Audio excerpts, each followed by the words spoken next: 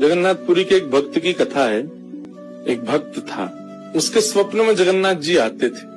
वो इतना रोता था मंदिर के बाहर खड़े होकर के।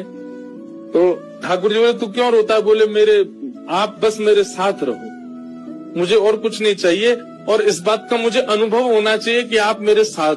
तो भगवान जगन्नाथ जी ने उसको कहा, मैं तेरे साथ हमेशा हूँ, और इसका अनुभव तुझे जब करना हो समुद्र की बालू में चलना, और थोड़ी दूर चलने के बाद फिर पीछे देखना, 2 पैरों के निशान तेरे होंगे और तेरे बगल में 2 पैर के निशान मेरे होंगे। उससे तुझे पता चल जाएगा मैं तेरे साथ।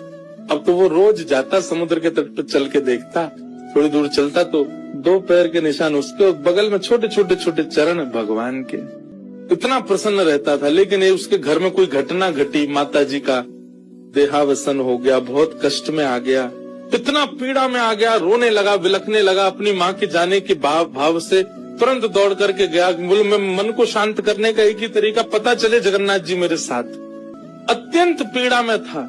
जैसे ही समुद्र के तट पर चल रहा था, रो रहा था बहुत तेज तेज। पीछे मुड़ करके उसने देखा तो 2 ही पैरों के चिन्ह थे। जगन्नाथ मंदिर के बाहर जाकर बोला, मैं समझ गया, मेरी माँ का देहावसन इसलिए हुआ क्योंकि आप मुझे छोड़ के चले गए हो। अब आप मेरे साथ में नहीं हो। आपने कुछ दिन मेरा संग किया, उसके बाद मुझे अकेला छोड़ दिया। नाथ, आप ऐसा कैसे कर सकते हो? मुझसे क्या अपराध हुआ? रोने लगा, बिलखने लगा। जगन्नाथ जी रात्रि में फिर स्वप्न में आए। क्यों रो रहा था?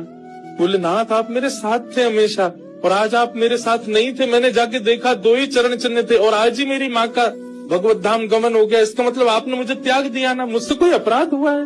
भगवान बोले, नहीं। तो फिर आज आपके चरण चिन्ह क्यों नहीं थे?